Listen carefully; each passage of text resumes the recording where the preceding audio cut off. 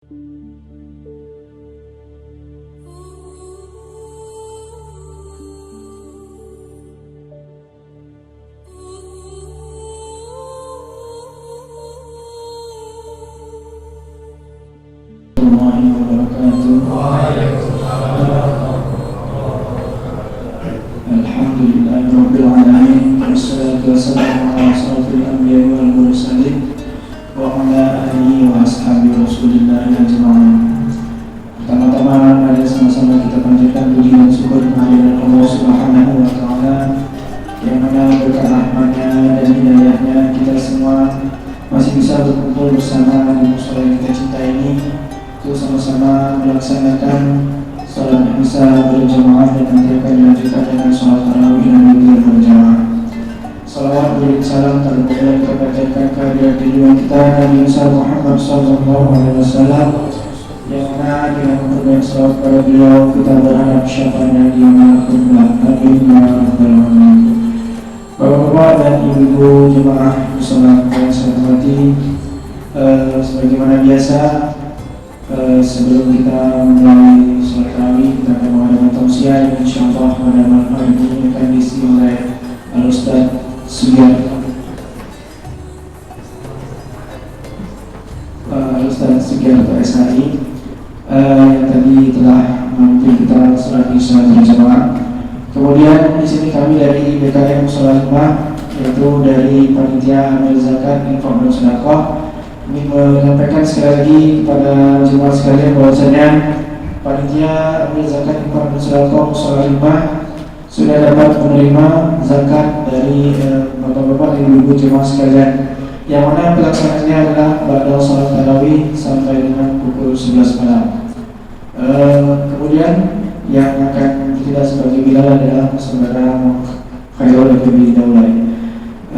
Baiklah, demikian dapat saya sampaikan. Wabillahi taufiq wal hidayah. Assalamualaikum warahmatullahi wabarakatuh.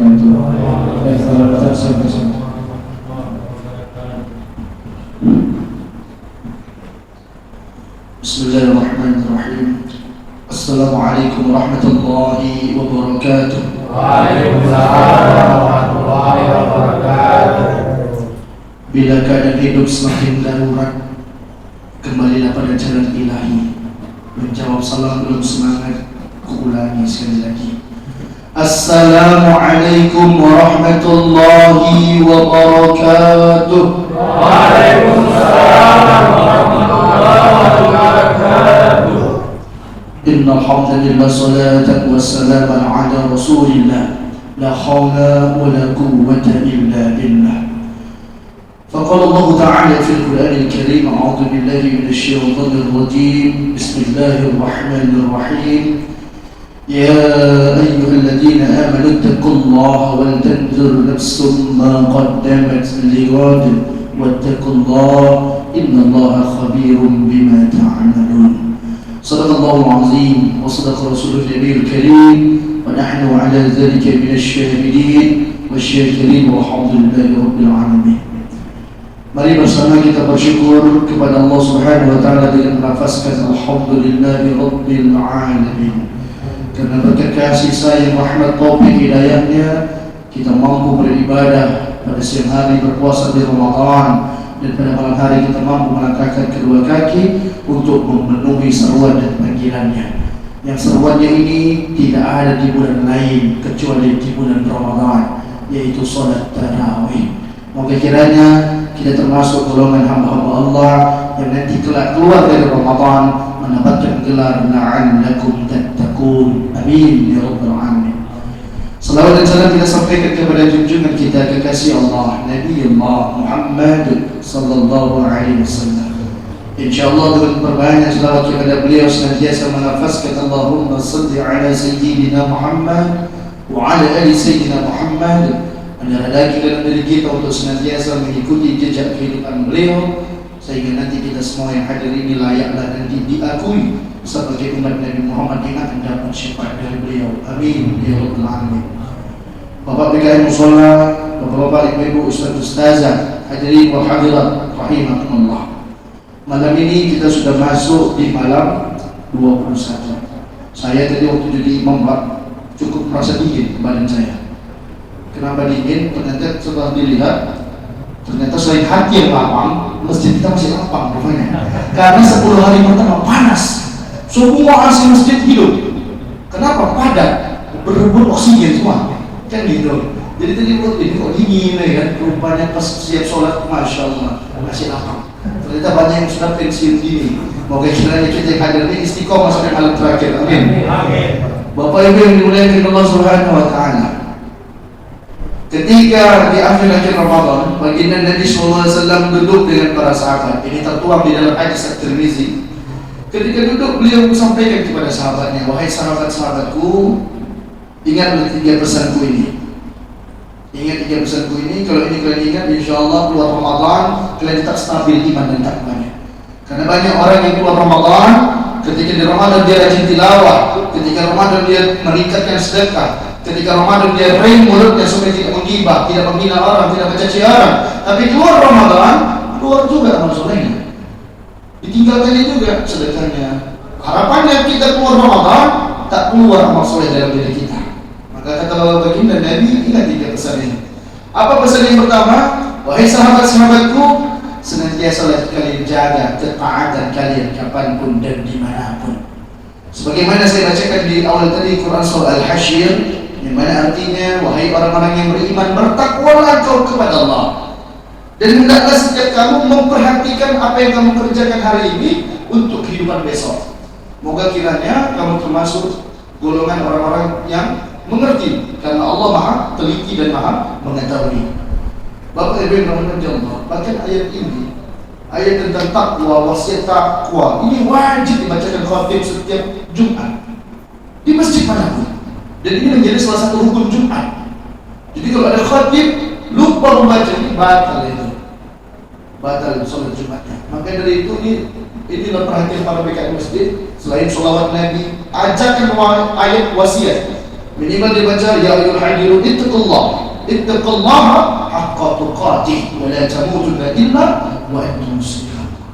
Karena pentingnya ini, makanya ini dijadikan ayat wajib, seruan wajib setiap Jumat. Jumat itu tak perlu panjang-panjang, singkat, wasiat, ajarkan. Makanya kalau ada ustaz panjang-panjang, tugas PKM itu mengingatkan. Bukan benar gue mengingatkan dengan cara yang baik supaya tak sakit hati ustaz itu kan. Karena banyak sosok ceramahnya, sholatnya pendek kali. Padahal Jumat itu disunnahkan sama dia, khutbahnya 15 menit, sholatnya 15 menit, setiap-tiapnya. Bapak Ibu yang dirahmati Allah, makanya yang penting, mari yang pertama ini kita jaga keimanan dan ketakwaan kita.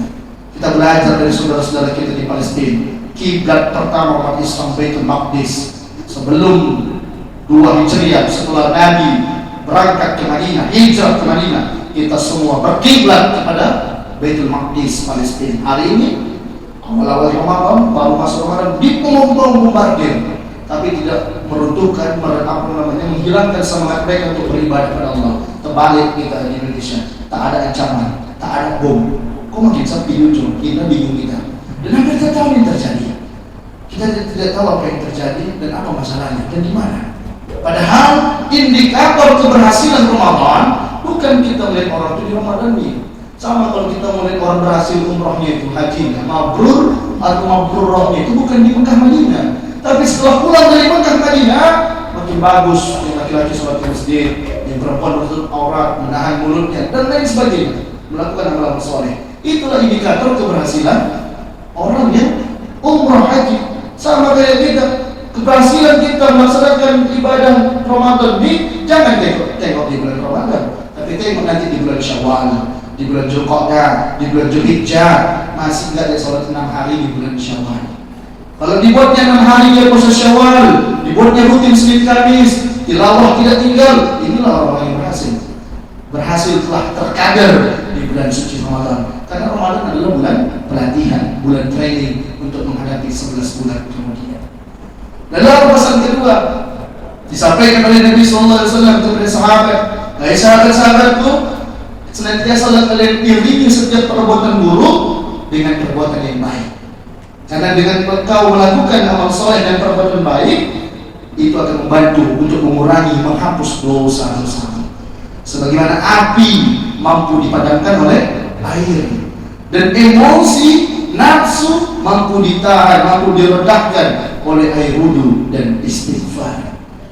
Bapak Ibu yang dirahmati Allah Subhanahu wa taala, maka kita umat Islam ini tidak boleh putus asa dari rahmat Allah Subhanahu wa taala. Jangan sampai kita lihat kemarin sebelum Ramadan ibu kandung membunuh anak-anaknya pakai pisau cutter pula itu. Alasannya apa? Suaminya jahat, suaminya nakal, suaminya main tangan. Tapi itu adalah perbuatan yang salah. Dia keliru.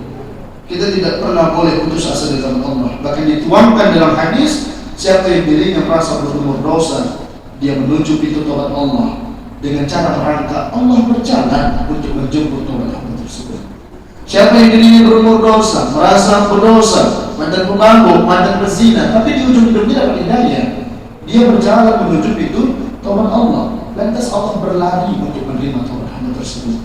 Siapa yang dirinya berumur dosa, mantan narapidana, mantan koruptor, mantan pembunuh, tapi di ujung hidupnya dia dapat hidayah dari Allah, dia lari sekencang-kencangnya menuju pintu taubat Allah, lantas Allah langsung mendekat menerima taubat hamba tersebut. Maka umat Islam tidak ada yang boleh putus asa dengan Allah, karena Allah bersifat Al-Ghafur. Sebesar apapun dosa kita, seluas apapun dosa kita, seberat apapun dosa kita, itu akan diampuni dengan taubatan nasuha. Berjanji tidak mengulanginya kembali dan melakukan dengan mengganti dengan amal-amal soleh. Dan yang terakhir, yang ketiga disampaikan oleh Nabi SAW, wahai sahabat-sahabatku, kau jagalah tutur katamu terhadap sesamamu, berakhlakul karimahlah kau terhadap sesamamu. Karena ribuan dosa kita, Pak, ribuan dosa kita, Bu, kepada Allah, satu kebaikan yang kita lakukan dengan taubatan nasuha, Allah ampuni, Allah lupakan dosa kita. Tapi ribuan kebaikan yang kita lakukan di hadapan manusia, cuma satunya keliru awal, cuma satunya awak salah. Ribuan kebaikan itu akan hilang di hadapannya. Satu itu dibungkit dia, betul. Itu yang dibungkitnya, Bu. Padahal ribuan kebaikan awak buat sama dia, tapi dia lupakan itu. Karena satu kesalahan kita, itulah manusia. Maka dari itu, jangan sampai kita melakukan kesalahan dan dosa di hadapan manusia. Bapak Ibu yang dirahmati Allah Subhanahu wa taala, akhirnya Ramadan menghadirkan hati jiwa kita menjadi tenang, menjadi peka terhadap sesama, peduli terhadap sesama. Dan ini dicontohkan oleh baginda Nabi sallallahu alaihi wasallam ketika menjelang berbuka puasa di pertengahan Ramadan, dia datang ke rumah anaknya Fatimah. Suami Fatimah adalah Ali bin Abi Thalib. Kita tahu bersama sahabat, salah satu sahabat yang miskin adalah Ali bin Abi Thalib. Jadi Rasul datang ke rumah Fatimah, sampaikan, wahai anakku, kepada suamimu, nanti aku mau berbuka puasa. Saya tanya, kira-kira kalau orang tua kita, Bu, mertua kita, Pak, mau datang ke rumah buka puasa, senang gak kita, Pak? Apalagi dari kampung, jauh-jauh dari kampung mau datang ke sini untuk buka puasa di rumah kita, pasti senang kita. Begitulah Ali bin Abi Thalib juga senang karena akan kedatangan oleh baginda Nabi. Tapi dia bingung karena dia punya apa. Akhirnya disampaikan oleh istrinya Fatimah, udah dek, abang izin untuk keluar. Ini udah siang, udah mau sore, abang harus izin ke rumah sahabat. Ternyata Ali pergi ke rumah Abu Bakar. Setelah Ali pergi ke rumah Abu Bakar, di kejauhan Abu Bakar bilang, menantu Rasulullah, kau pasti mau ingatkan aku kan? Nanti sore buka di rumahmu kan? Kaget Ali, Pak. Loh, ternyata bukan Rasul sendirian. Rasul ngajak sahabat, diajaknya Abu Bakar. Makin bingung Ali. Tadi dia mau minjem duit, niat mau hutang, tapi dia menjaga marwahnya. Gak mungkin aku berhutang sama orang yang mau berbuka di rumahku, malu aku, kata Ali. Akhirnya Ali pergi ke rumah Umar. Di kejauhan disampaikan, budaknya ibu, menantunya Rasulullah, pasti kau mau ingatkan aku kan? Nanti sore buka di rumahmu kan? Makin terkejut Ali. Wah, bukan cuma Abu Bakar, Umar juga diajak. Makin pusing Ali. Ke rumah Talha, ke rumah Abdurrahman bin Auf, 10 sahabat tercatat diundang oleh baginda Nabi untuk datang berbuka puasa di rumah Ali, tapi Ali tidak tahu. Akhirnya Ali pulang ke rumah dengan wajah letih, bingung. Ditanya sama istrinya, kenapa, Pak? Sahabat diajak sama ayahmu, bukan datang sendirian. Diajak Abu Bakar, Umar, dan sahabat lain. Jadi, Pak, gimana deh? Kita nggak mungkin buat malu Rasulullah. Akhirnya Fatimah masuk ke kamar, mengambil emas kalung hadiah dari ibu tercinta Khadijah. Diambillah emas itu. Bang, kau jual emas ini ke pasar. Jangan deh, jangan, kata Ali. Nggak apa-apa bang, ambil emas ini, kau jual bang. Kau beli makanan supaya kita bisa menghidangi makanan untuk berbuka. Dijual laku ke pasar itu Ali. Laku emas dulu, setelah laku beli dari raja sayur, lauk lah semuanya, buah, pulang. Ketika mau pulang ke rumah, di setiap simpang pasar datang pengemis. Wahai Ali, tadi sahur bingung mau sahur apa, ini buka pun bingung kami mau buka apa. Ali, bantu kami Ali. Keranjangnya tadi penuh, tak tega hatinya, diberikan. Setiap simpang, wahai Ali, bantu kami Ali, berikan. Wahai Ali, berikan kami makanan Ali, diberikan Pak, diberikan Bu. Akhirnya tak sadar dia keranjang yang udah penuh tadi mau untuk berbuka kosong. Sampai rumah Bu, sampai rumah Fatimah. Bayangkan kalau itu ibu, emas ibu udah terjual nih. Bang, kau jual emas apa nih bang? Untuk buka orang tua kita di rumah bang. Ya, kami rumah kita bang, 10 lebih. Macam mana perasaan ibu? Emas ibu udah terjual, keranjang kosong. Apa yang ibu bilang? Hah? Merepet lah ibu kan? Soalnya ya memang abang nih. Udah paten kaya rupanya. Udah kita susah, sok paten kaya bang. Kan gitu. Tapi tidak dengan Fatimah. Gak apa-apa bang. Itulah cara Allah menegur kita. Kita tidak boleh mengeluh. Kita hari ini susah. Ternyata ada yang lebih susah dari kita bang. Ada yang lebih sulit hidupnya dari kita bang. Inilah pentingnya peran istri, peran ibu, menguatkan suaminya, menguatkan anaknya di rumah. Ketika suami kesulitan, suami kekurangan, bukan dikecilkan, bukan dihinakan, ya, bukan dibelakangi, bukan, tapi dihormati, disemangati, didoain. Bang, sekarang abang ke masjid. Abang tuntut Allah karena kita telah melakukan amal soleh. Kata Allah, siapa yang berdoa maka akan dikabulkan. Kata Allah dalam hadisnya melalui Nabi Muhammad, 3 doa tidak tertolak: doa pemimpin yang adil, doa orang yang terzalimi, dan doa orang yang sedang berpuasa. Dikabulkan sama Allah. Minta bang, pergilah ke masjid bang. Udah sore ini bang. Pergi bu, pergi bang. Siap sholat. Akhirnya disujud dia lama, menangis, mengadu sama Allah. Ya Allah, ini kekasihmu mau berbuka di rumah ya Allah. Malu rasanya kalau tidak ada persiapan, tidak ada makanan. Akhirnya tadi Abu Bakar, Umar udah buat janjian pak mau berbuka di rumah Ali, kita kumpul di masjid. Akhirnya Abu Bakar dengar, suara siapa nangis? Mana sahabat lain tua yang datang? Itu siapa pun yang nangis? Loh, Ali nangis. Ini udah mau buka puasa, kok masih nangis? Sahabat punya kepekaan yang luar biasa. Tak perlu ngomong, dia tahu itu apa masalah Ali. Itulah sahabat bang. Akhirnya Ali, Abu Bakar pergi ke pasar. Umar juga gitu. Wah, ini kawan nih Ali kok nangis. Pasti tidak ada makanan di rumahnya. Umar pergi, Utsman pergi, Tolha, Abdurrahman bin Auf, semuanya pergi bang. Semuanya pergi ke pasar untuk belanja dan mengantarkan ke rumah Fatimah. Setelah menangis dari Ali bin Abi Thalib, pulang ke rumah dia terkaget-kaget. Kenapa? Semua sudah kumpul dan di atas meja sudah terletak banyak makanan. Apa maknanya Bapak Ibu yang dirahmati Allah Subhanahu wa taala? Allah tidak pernah lupa, Allah tidak pernah ingkar akan janji-janjinya. Sudah bertakwa dia, sudah beramal soleh dia, sudah bantu orang dia, Allah tidak akan terlantarkan orang-orang yang membantu orang lain. Kata Nabi, siapa yang bantu orang lain, memudahkan orang lain, Allah akan mudahkan dan bantu urusan kehidupannya.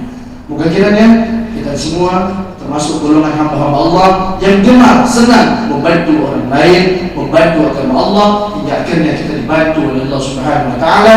Wabil khusus kita dibantu oleh baginda Nabi nanti di akhirat untuk masuk ke dalam surga Allah Subhanahu wa taala. Amin ya rabbal alamin. Akhirnya saya mengajak kita semua, sudah diingatkan Pak Bekam tadi, untuk sama-sama berzakat. Karena salah satu penyempurnaan puasa adalah dengan berzakat. Dengan berzakat, insyaallah harta kita akan bersih lahir dan batin. Afwan minkum, ila liqa ma salama. Wassalamualaikum warahmatullahi wabarakatuh. Waalaikumsalam. Alhamdulillahirrahmanirrahim. Terima kasih kepada Ustaz yang telah menyampaikan tausiahnya. Semoga apa yang beliau sampaikan bisa menjadi nasihat dan iktibar bagi kita semua. Bapak-bapak dan ibu-ibu, mari sama-sama kita bersama kita lanjutkan ke salat tarawih bersama. Assalamualaikum warahmatullahi wabarakatuh. Waalaikumsalam. B News TV.